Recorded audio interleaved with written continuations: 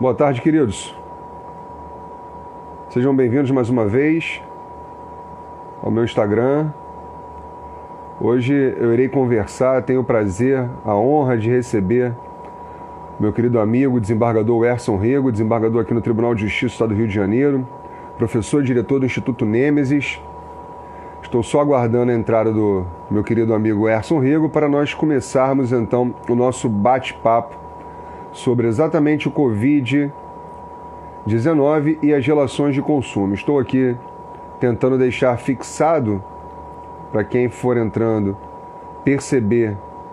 E pronto, está aqui, ó, fixado o comentário. Vamos hoje falar então do Covid-19 e as relações de consumo. O que está acontecendo?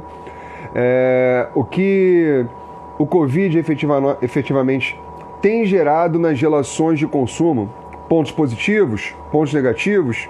Se existem pontos positivos, porque os pontos negativos nós estamos vendo aos montes. Inclusive, se vocês tiverem alguma questão que queiram colocar, fiquem à vontade.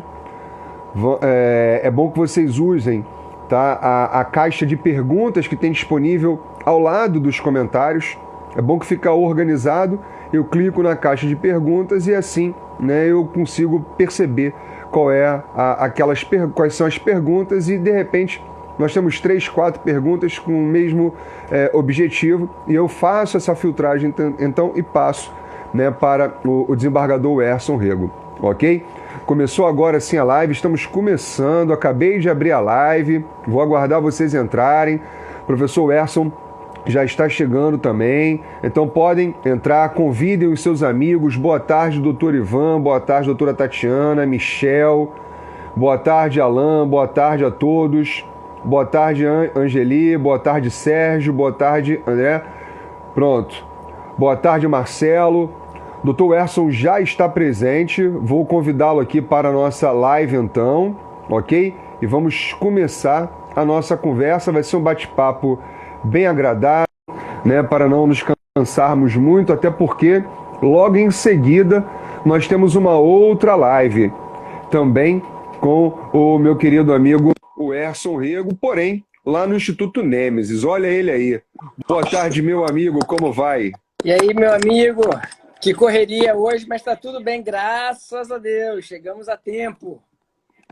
Deixa eu só Bom que deu tudo certo, né? Graças a Deus deu tudo certo.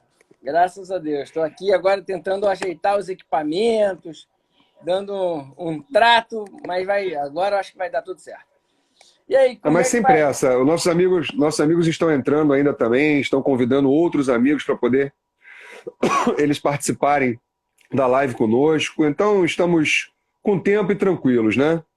Eu primeiro quero te agradecer, tá, por ter aceito o convite. É sempre um grande prazer e uma honra conversar com você, entender as suas visões, suas posições.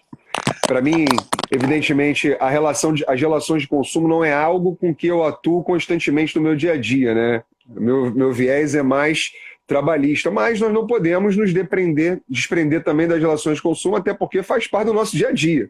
Não temos saídas nem alternativas mais viáveis, né? Então, quero registrar meus agradecimentos antes de começarmos o nosso bate-papo e te perguntar como é que você está aí nesse controle da pandemia, está se cuidando, como é que estão as medidas, está conseguindo lidar bem com isso tudo, você, família, tudo na paz? Cara, graças a Deus, tudo bem. Em regime de isolamento, como tem que ser. A gente tem que tomar conta não só de cada um de nós, mas temos que ter essa preocupação com a coletividade. Então, esse carinho, esse cuidado com os outros é importante nesse momento. E felizmente, está tudo em ordem, graças a Deus. Que bom, eu fico feliz. Se cuida, continua se cuidando. Infelizmente, cada vez... Tá ótimo, tá ótimo. Para mim tá ótimo, tô vendo bem, ouvindo bem. Acredito que também os nossos colegas sim. Se vocês puderem dar um feedback, pessoal, claro que sempre são bem-vindos os corações subindo na tela, né? Isso é imprescindível, tá? E também os comentários se o áudio e o campo visual de vocês também está perfeito. E hoje eu percebi, na verdade já tenho percebido isso há alguns dias, sabe, Erson? Que o Covid tem se aproximado mais. Pessoas próximas, né, estamos tendo notícias do contágio, que elas receberam o contágio, o contato, portanto, desse vírus e foram infectadas. E isso já era assombroso no início, agora mais ainda quando a gente verifica essa aproximação, né? Então, todo cuidado é pouco, realmente. Não, não só de amigos, mas a família da Andréia, minha esposa, é de médicos, né? E as informações que chegam para a gente, chegam para eles, são informações filtradas, são informações qualificadas, não são boatos em fake news de WhatsApp. São coisas de quem está ali na linha de frente, né? E vários amigos nossos, amigos mesmo de convívio, profissionais da medicina, passaram momentos difíceis, estiveram internados, estiveram entubados, mas felizmente não tivemos nenhuma perda assim na área da saúde de amigos, mas tivemos 2 perdas de outros amigos fora. Não pode subestimar, não é uma coisa simples, não. Quem está aqui é que sabe como é que o negócio é bem mais complicado. Vamos levar a sério, né? Eu acho que essas Muito. medidas são importantes exatamente para achatar essa curva o mais breve possível e nem deixar chegar lá no topo. Eu acho que isso é Verdade. importante, né? Meu amigo, Verdade. vamos conversar hoje um pouco sobre as relações de consumo, então, em decorrência dessa pandemia, o Covid-19. E antes de mais nada, para quem ainda não teve oportunidade, eu apresento a vocês o professor Erson Rego. O professor Erson, além de ser um querido amigo meu, né, é desembargador do Tribunal de Justiça no Estado do Rio de Janeiro, é o suprassumo do direito do consumidor. Então, eu trouxe aqui 2 situações que eu quero explorar e entender o ponto de vista dele acerca desses aspectos. E o primeiro, meu querido amigo, e aí já te passando a palavra também para você fazer suas considerações, se entender pertinente, é a questão dos aumentos significativos de preços, independentemente do setor de produção ou de fornecimento de serviços. Como é que nós temos que lidar com isso hoje diante, né, do quadro da pandemia e a proteção do Código de Defesa do Consumidor? Fagner, essa pergunta ela extremamente pertinente, até porque a população, de um modo geral, e não só a população, vamos fazer aqui o nosso meia-culpa também, tá? Eu acho que uma parcela importante de professores de direito do consumidor, não sabem como se compõe o preço de um produto ou de um serviço, isto é, não conhecem o processo de precificação de um produto ou de um serviço. Então, já existe aí uma assimetria de informações entre os profissionais que sabem como o preço se forma e todo o resto que consome e que leciona, não sendo professor de economia, não entende, não conhece, não sabe como esse processo de precificação se desenvolve. Primeira coisa que a gente precisa entender nem todo aumento de preço é aumento abusivo. O mercado ele tem as suas próprias regras. E o preço de produto e de serviço é um dos elementos que compõe a lógica equilibradora do mercado. Então, suponha, nós estamos num problema de pandemia. As pessoas começam a correr aos supermercados sem uma necessidade imediata e começam a fazer compras de produtos em quantidades nunca antes feitas, para estocar aquele produto em suas casas durante a pandemia. Ou seja, aumenta a demanda, mas a oferta não aumentou. Quando você sobe o preço, as pessoas logo associam a uma má-fé do comerciante que quer se aproveitar dessa situação. Pode ser. Eu não estou afastando a má-fé. Mas o simples aumento de preço nessas horas é um elemento equilibrador do mercado. E por quê? Se muitas pessoas que têm poder aquisitivo acorrem às prateleiras e começam a estocar produtos sem necessidade, esses produtos faltarão para os outros. Então, o aumento de preço ele atua em defesa da coletividade de consumidores para permitir que o maior número de pessoas tenha acesso àquilo. O que pode impactar preços? O aumento do custo de produção, o aumento no custo da distribuição. São situações que fazem com que o preço se eleve além da própria lei da oferta e da procura. O aumento abusivo, esse sim, que deve ser reprimido pelos órgãos de fiscalização e defesa, de proteção e defesa do consumidor, é aquele aumento não justificado, um aumento que não encontra uma base econômico-financeira, um aumento que não encontre eco nas planilhas de custos daquele produtor ou daquele comerciante.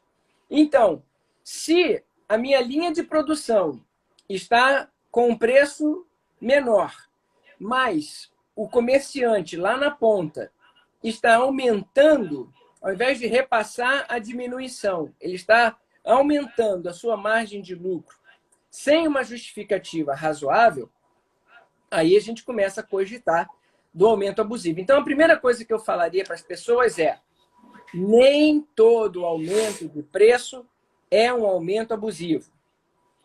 Segunda coisa, não se impressionem com percentuais. Percentuais e estatísticas são fórmulas matemáticas para se contar mentiras. Então, eu tenho um produto que custa 1 e, de repente, ele passa a custar 2, você vai dizer: esse produto aumentou 100%. Ele aumentou 100%. Mas a gente precisa entender que não é um aumento abusivo, embora o percentual ele possa parecer algo assustador. Muitas vezes um produto que custa 100 e passa a custar 120, um aumento percentual de 20 pontos só, pode ter uma característica de abusividade, por exemplo, gasolina. Eu tenho o preço dos combustíveis caindo em qualquer lugar. Petróleo despencando no mundo inteiro. Ao invés de o preço na bomba diminuir, o preço sobe 10 centavos. Qual é a justificativa para subir 10 centavos se no mundo inteiro o petróleo despencou, as ações da Petrobras caíram e ninguém está conseguindo vender petróleo ou refinar o petróleo ou vender combustível aos preços anteriores? Então, 10 centavos pode representar um aumento abusivo. É esse o cuidado que a gente precisa ter. A gente tem que coibir, e aí sim, antes de passar a bola para você, mas respondendo a sua pergunta, o que a gente tem que coibir é o abuso da posição de vantagem. Então, seja o produtor, seja o distribuidor, seja o comerciante lá na ponta, eles estão em posição de vantagem em relação ao consumidor. Correto. Não há problema em alguém estar em posição de vantagem sobre outrem. Segunda coisa, eles podem aumentar o preço dentro de uma lógica de mercado, respeitando as leis econômicas, as leis de mercado. O que não pode ocorrer é alguém abusar da sua posição de vantagem para impor à outra parte um ônus excessivo e obter uma vantagem não justificada ou desmedida. Esses abusos é que precisam ser reprimidos e são os órgãos de fiscalização, proteção e defesa do consumidor podem solicitar as planilhas que justifiquem esses aumentos de preços e, evidenciado que não houve justificativa para aquela majoração, tá certo? Foi pura ganância, foi pura vontade de tirar vantagem da necessidade dos outros, de se aproveitar do momento, aí sim a gente tem uma prática abusiva reprimida. Entendi, meu amigo. Então, a grande questão de fundo é perceber o ponto de equilíbrio nisso, né? Sim. Porque, assim, para os leigos em geral, eu digo até para a grande massa, né, da população brasileira, como perceber exatamente se houve e se não houve essa abusividade? Então, a orientação que elas têm que ter efetivamente, se algo acontecer nesse sentido, é procurar os órgãos de proteção e defesa do consumidor, o PROCON, né? E nesse sentido, o PROCON, você tem ciência da atuação do PROCON hoje? Ela aumentou? Ela continua na mesma proporção em razão da pandemia? tem alguma notícia sobre isso?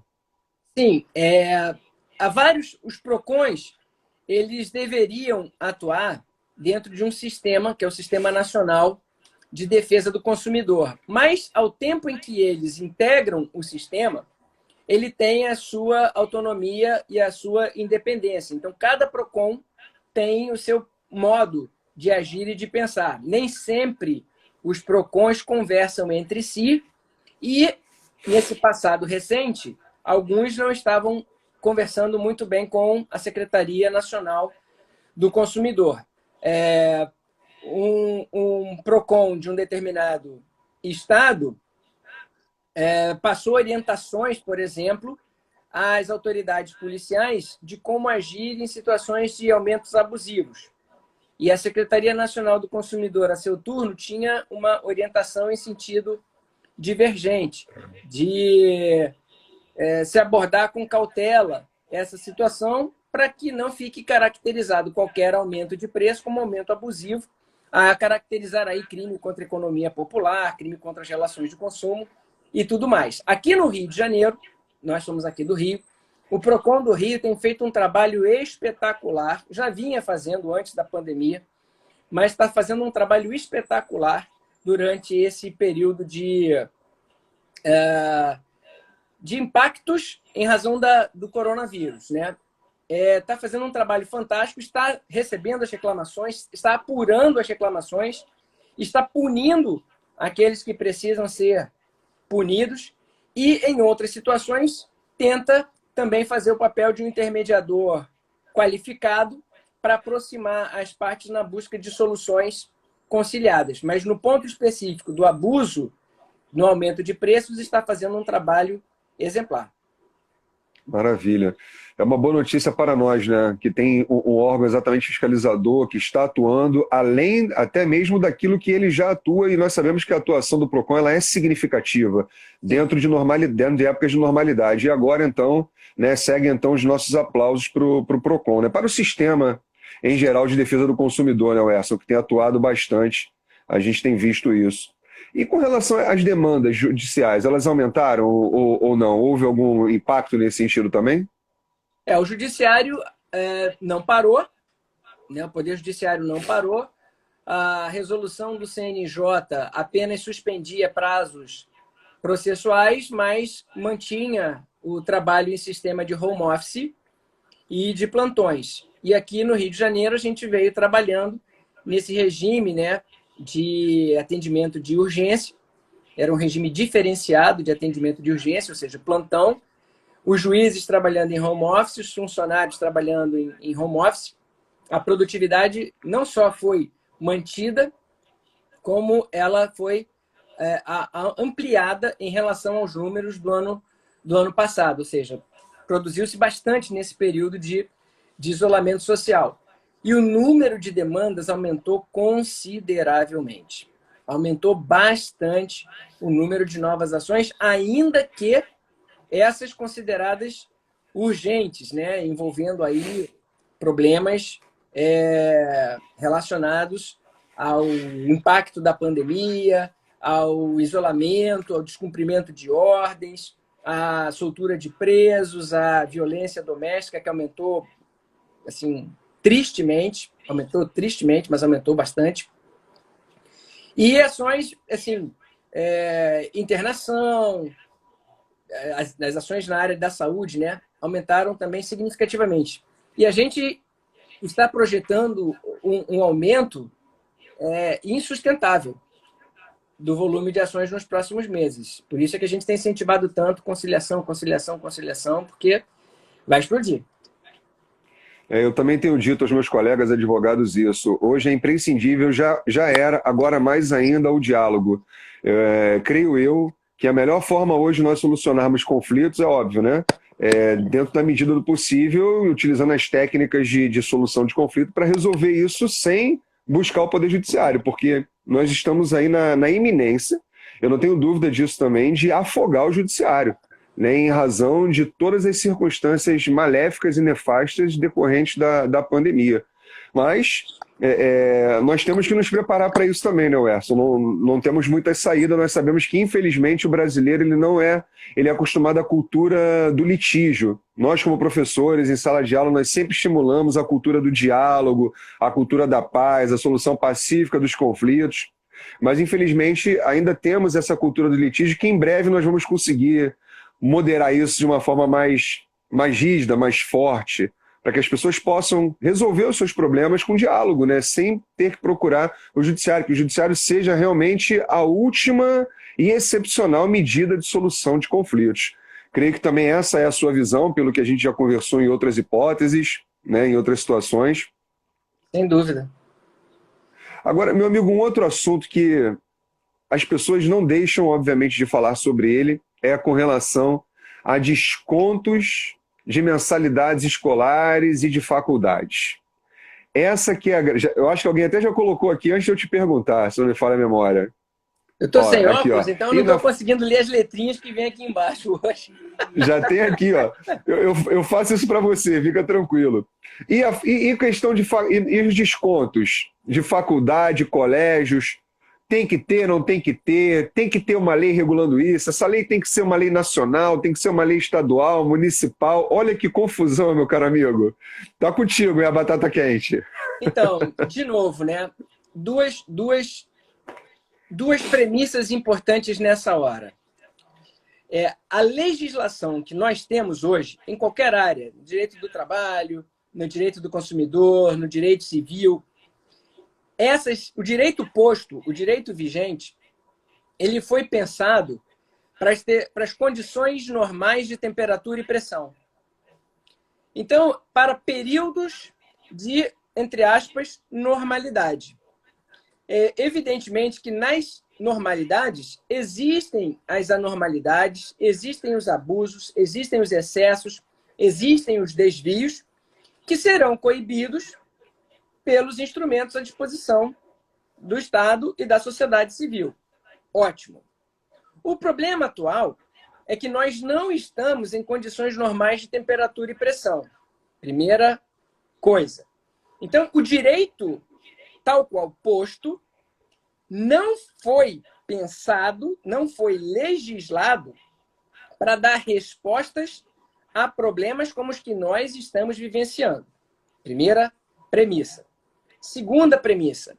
Normalmente, nas relações jurídicas, sejam as relações jurídicas de trabalho, sejam as relações jurídicas de consumo, o que nós temos são práticas ilícitas, abusivas, antiéticas, desvios de uma parte em relação à outra.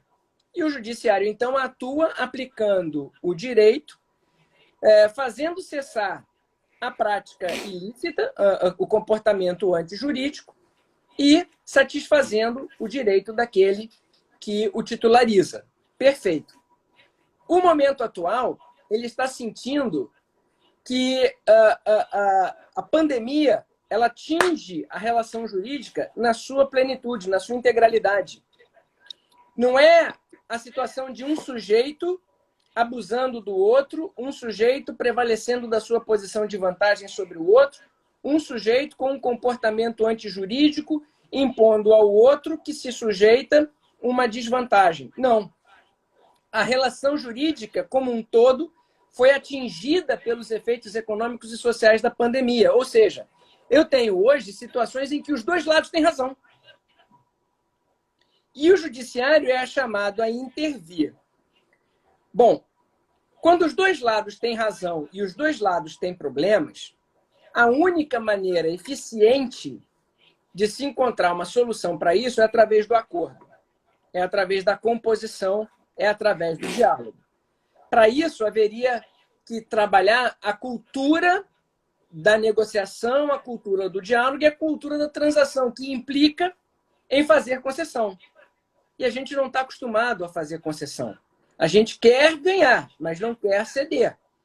E essa intransigência leva à polarização, e a polarização leva à demanda judicial. Terceira questão. Como o direito atual não está dando vigência, não está sendo suficiente para dar vazão à solução dos problemas, e há um receio de que o judiciário não tenha um norte para se posicionar diante dos inúmeros casos que vão surgir, alguém sempre vem com a solução legislativa. E aí vem medidas provisórias por parte do Executivo, decretos por parte do Executivo, projetos de lei e leis por parte do Legislativo, que são transitórias, temporárias e muito pontuais, muito casuísticas. Eu não vejo, nunca vi, essa alternativa como algo bom, positivo, viável. Mas eu entendo o momento como uma necessidade do Executivo ou do Legislativo de trazer nortes para o Judiciário, trazer um mínimo de segurança jurídica para a sociedade. Mas eu não vejo com bons olhos. A mim me parece que a falta de acordo que havia de eleição mandatória nesse momento, o que tem que fazer é o Judiciário enxergar a necessidade de se interpretar o direito com outros olhos. Eu não posso interpretar o direito hoje como se um tem razão e o outro não tem. Um tem o direito e o outro não tem. Eu tenho que começar a enxergar aquela situação em que os dois lados têm razão, os dois lados têm direito, que é o que acontece com as mensalidades escolares, por exemplo. É preciso entender os dois lados. É preciso entender o lado dos pais e é preciso entender o lado dos estabelecimentos de ensino. Eu não posso fazer regra geral partindo de exceções. Então, querer usar os grandes conglomerados educacionais como exemplo e entender que eles estão em posição de intransigência, abusando da posição de vantagem, e com isso eu tenho que legislar de maneira geral, abstrata, linear para todas as instituições, é um erro crasso. Crasso porque eu tenho muitas instituições, a enorme maioria das instituições de ensino, que não tem o porte dos grandes grupos econômicos nacionais ou estrangeiros. E que se você impuser um desconto linear a essas instituições, elas quebram. Não dá para comparar uma universidade de porte com uma escola pequena na Baixada Fluminense. Então, um reajuste, um desconto linear de 30%, como tem os projetos de lei tramitando por aí, para todos os estabelecimentos de ensino, é uma loucura. Uma universidade grande, rica, aguenta. Uma escola pequena, uma escola de bairro, não aguenta. E a quem interessa uma escola fechada? Eu tenho que investir em educação e não maltratar. Ali eu tenho professores, eu tenho serventes, eu tenho funcionários administrativos, etc., que dependem da escola e a margem de lucro dela é muito pequena, porque os pais não têm condição. Então, esse é um cenário. Por outro lado, e aí olhando o consumidor, é preciso entender que o contrato de ensino celebrado, de prestação de serviço educacional celebrado, foi para prestação de serviços presenciais, não foi para prestação de serviço à distância. As instituições de ensino estão com alguns custos reduzidos. Aquilo que estava planilhado lá atrás como despesa para o longo do ano, nesse período não está sendo suportado. Como? Funcionários, serviços terceirizados, segurança, limpeza, manutenção, energia elétrica, consumo de água, serviços telefônicos. Então, eu tenho custos que estavam planilhados no ano passado, embasaram a anuidade ou a semestralidade desse ano, que foram reduzidos. Mas eles tiveram, eventualmente, custos adicionais. Criar plataformas de ensino à distância, contratar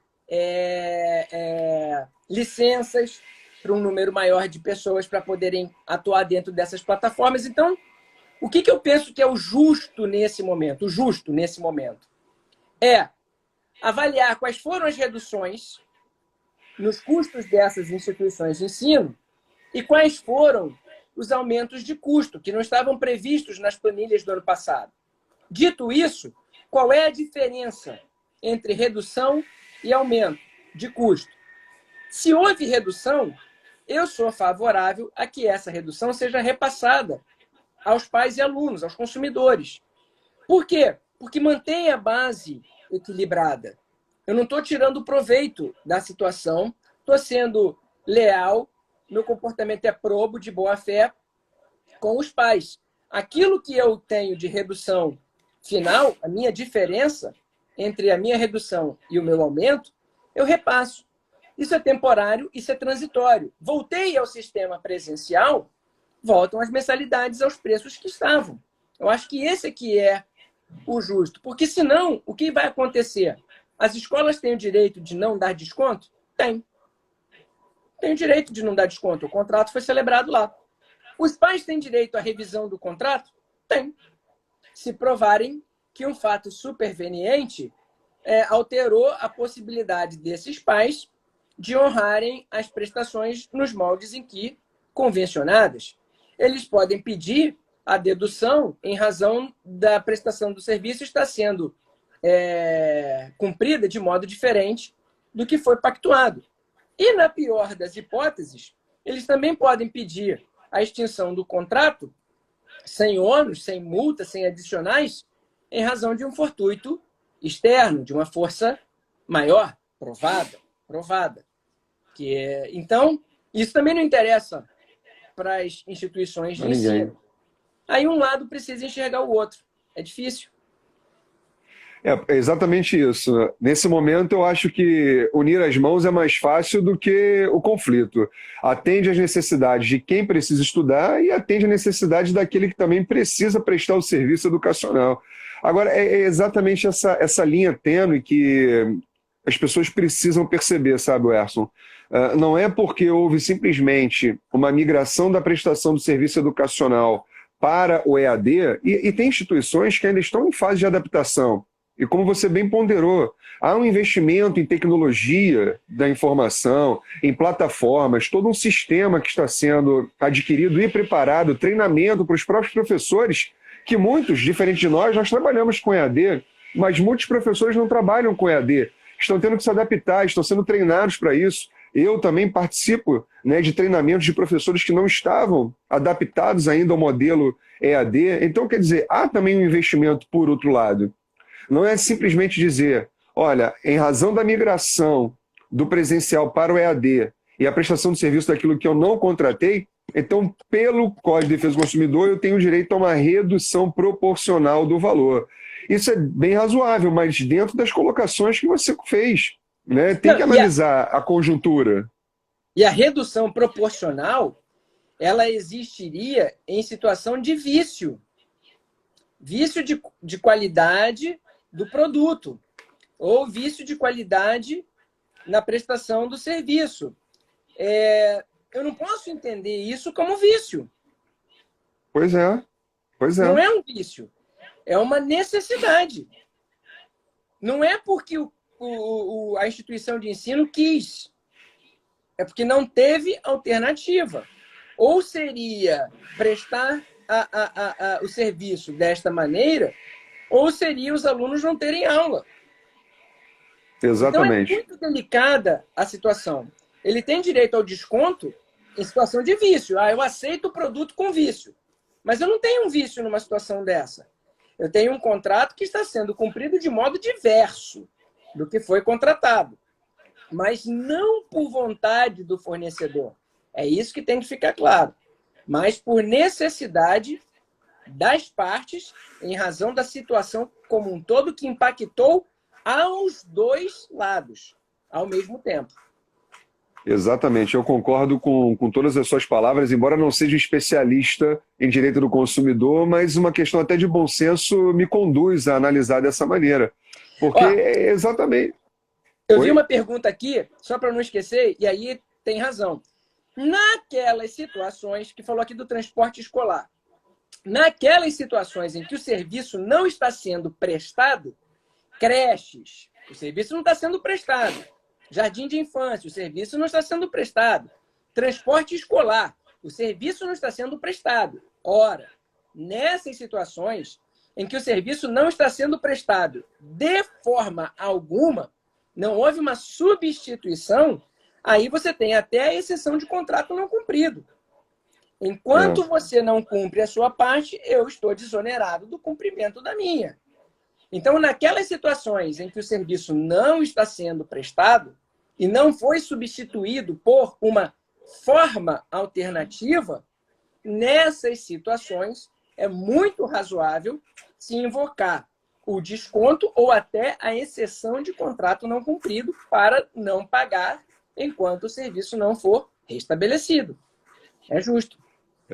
É importante também não sermos intransigentes nesse momento, né? Porque a sua intransigência leva à intransigência da outra parte, da outra pessoa que ali se põe a negociar. Eu, por exemplo, no colégio do Miguel, a gente conseguiu negociar uma situação diferenciada para redução, mas se conversou, né, com a diretoria, se entendeu que houve uma redução exatamente no colégio, já tinha, né, um sistema, então aí eles conseguiram dar um abatimento nas mensalidades do colégio, enquanto, obviamente, perdurar na situação.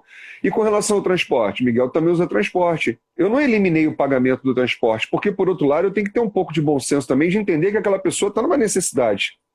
Então, o que eu propus? Redução pela metade do valor, e ele aceitou. Né? Sem mais alardes, nós negociamos e ficou resolvido. Porque eu também tenho que pensar no outro, não é, Werson? Eu vejo dessa maneira. Imagina, ele transporta 30 a 50 crianças. Todo mundo resolve parar de pagar, aí eu estou colocando uma pessoa à margem da sociedade agora com o que é mínimo para ele sobreviver. Então, quer dizer, nós precisamos ponderar isso. Claro, isso é analisado caso a caso. Eu pude fazer isso, mas certamente tem pessoas que não vão poder, vão ter que pagar, de repente, 10% do valor, 15% do valor, mas o importante é dialogar, é chegar numa avença, né? É ter essa liberdade para chegar num denominador comum e não desaguar no Poder Judiciário, para evitar exatamente uma decisão que vai inevitavelmente desfavorecer um e favorecer a outro, ainda que haja ali um ponto de equilíbrio a ser objeto de decisão. Deixa eu tentar ler aqui, meu amigo, essa última. Saindo dessa seara, nos casos de academias, elas estão fornecendo aulas via aplicativo. Isso seria uma hipótese de cumprimento de serviço? Porque só para a gente fechar. Então, porque você pode recusar. Veja, é uma forma que o fornecedor, no caso a academia, está colocando à sua disposição. Então ele diz, eu estou prestando serviço. Não é a mesma coisa, você não está curtindo aquele ambiente ali, refrigerado, aquela coisa de quem gosta, né? Você olhar para mim e vê que eu não tenho muita afinidade, não. Mas tem gente que gosta daquela adrenalina, daquela coisa, daquela energia, daquele... beleza, legal. Mas, como ele não pode por conta do isolamento, ele está tentando disponibilizar uma via alternativa. Eu posso aceitar ou recusar. Eu posso aceitar e tentar negociar o preço. Eu posso aceitar com o preço que está e tentar obter vantagens no futuro, descontos no futuro ou períodos de bônus no futuro. Me dá 3 meses lá na frente sem pagar, ou lá na frente me dá 3 meses com 50% de desconto, sei lá. Qualquer coisa que a gente negocie está bem negociado. Ou eu posso dizer, não aceito.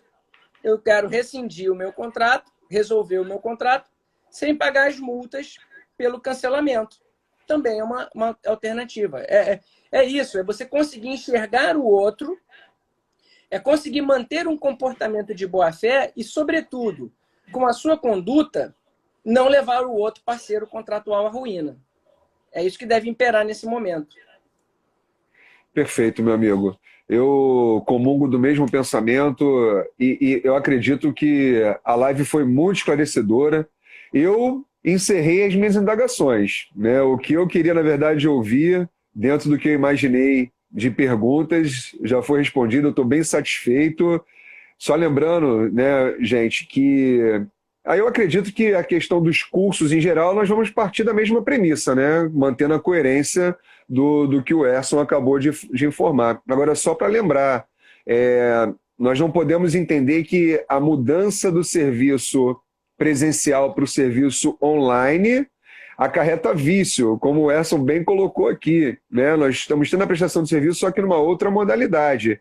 O que na verdade a gente acaba por perceber, né, Erson? Eu não sei se de repente essa é uma visão errônea minha, mas que há possibilidade da extinção dos contratos sem multa em razão da própria força maior que é reconhecida hoje pelo ordenamento jurídico brasileiro. É isso, né? Só para a gente concluir aqui a nossa conversa de hoje, meu amigo. Eu já tomei mais do seu tempo do que eu deveria. Nada, não, acho que essa conversa ela é sempre muito boa. Daqui a pouco nós teremos aqui a troca de gentilezas. Você será o meu convidado, na verdade, é convidado do Instituto, né? Do Instituto Nemesis, numa live em que você discorrerá sobre os impactos da pandemia nas relações de trabalho. Você é o meu convidado daqui a pouquinho, às 17 horas. Então, nós temos aqui que preparar essa transição suave para a próxima, né? Mas você tem colocado aí, realmente, a necessidade de a gente trabalhar princípios. Essa é uma hora para trabalhar princípios. A sociedade ela precisa crescer e evoluir e amadurecer. Então, a nossa cultura beligerante, ela tem que ficar no passado.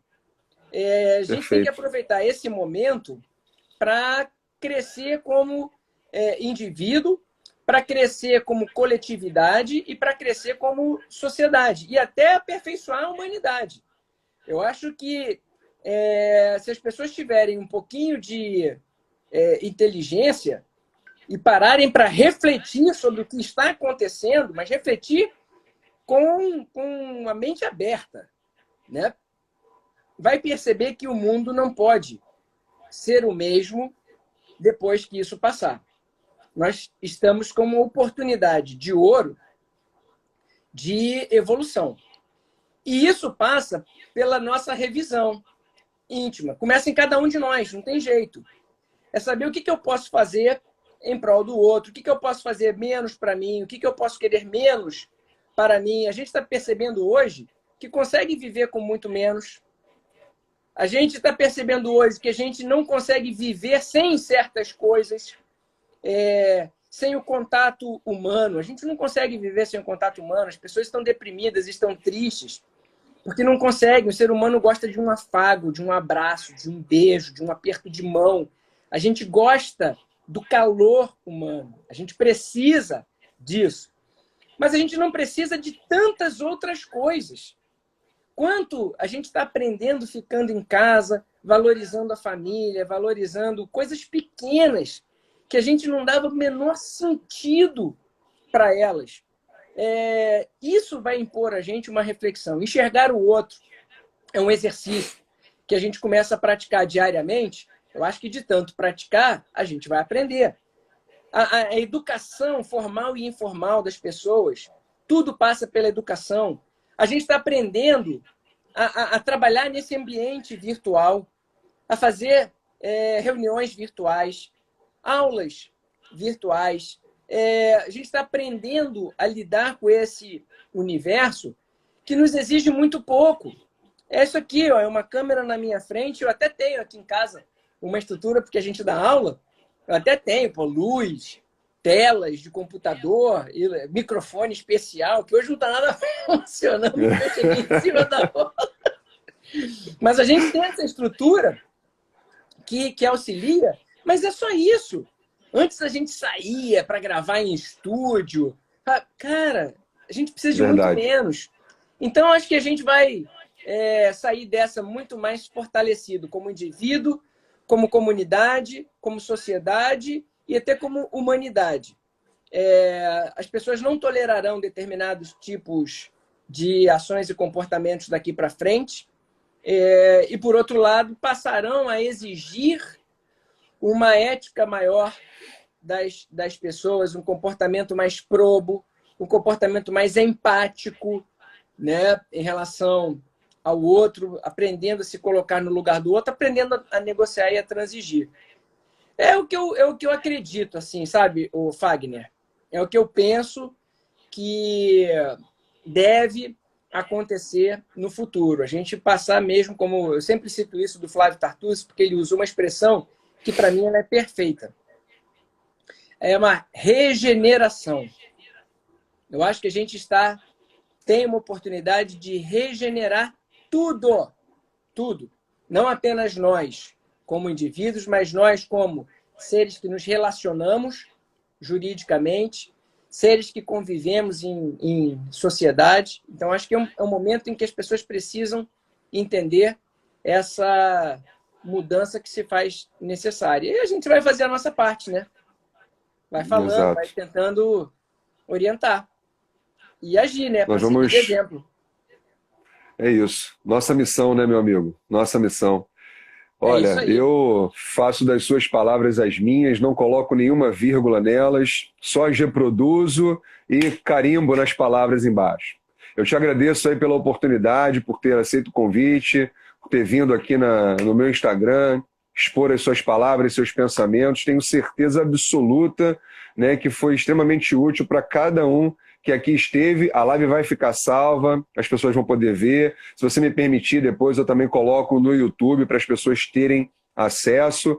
E daqui a pouco, o professor Erson vai fazer as suas considerações finais. Daqui a pouco vocês podem ir lá no Instagram do Instituto Nêmesis, @Instituto Nêmesis. Nós vamos fazer uma outra live, só que agora eu serei o convidado do Instituto Nêmesis, onde o professor Erson é o diretor, para falarmos do Covid-19 e os impactos nas relações de trabalho. Não esqueçam de seguir o professor Erson, não esqueçam de seguir o Instituto Nêmesis e também me seguir se você ainda não me segue. Professor, obrigado, suas palavras finais, já me despeço, até breve.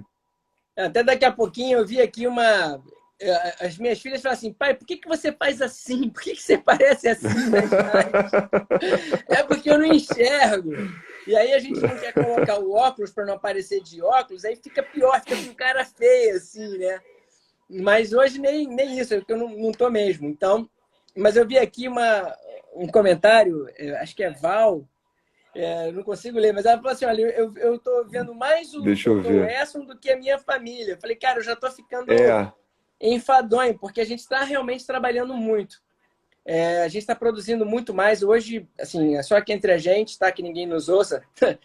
Eu fui dormir às 7h30 e acordei às 10. Passei a noite inteira focando nos processos da sessão virtual da minha Câmara, né? E para aqueles que acham que na sessão virtual a gente não lê processo, que vai lá e só aperta um botão de acompanha o relator, não é assim, não. A gente lê e estou votando desde sexta-feira. Então, hoje é terça, né? Sexta, sábado, domingo, segunda, terça, 5 dias votando. Como eu não tinha acabado e tinha um compromisso, terminei às 7 horas da manhã de hoje. Foi bem puxado, as olheiras estão aqui, porque a gente acaba produzindo mais. É verdade. Eu estou com os meus filhos em casa.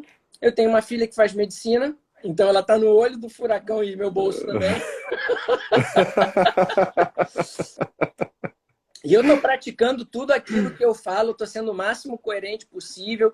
Eu dou argumento para a faculdade, dou argumento para os pais, tentando fazer uma ponte entre nós, né? A outra filha minha estuda engenharia, então estão tendo aulas em casa. Um filho meu faz produção musical e música, está tendo aula em casa. E num dado momento a gente consegue reunir. Agora, por exemplo, eu estou na live e eles estão estudando. A gente acaba que produz mais, até porque está tão perto, não tem tempo de deslocamento. Imagina, a gente perde 2 horas para se deslocar até o centro da cidade, ida e volta, por dia. Exatamente. O que eu faço com 2 horas? A gente faz 2 lives. 2 lives. Otimiza o tempo nesse sentido, né? Olha, eu confesso, gente, eu convidei o Erso a fazer uma live sobre as relações de consumo em decorrência do Codivide. Aí ele me trouxe uma outra proposta. Ele falou, Fagner, uma não, vamos fazer 2 logo, em sequência. Você me convida e eu te convido. Eu falei, tá bom, vamos lá. Já pega vamos nessa. Logo. Resolve logo tudo.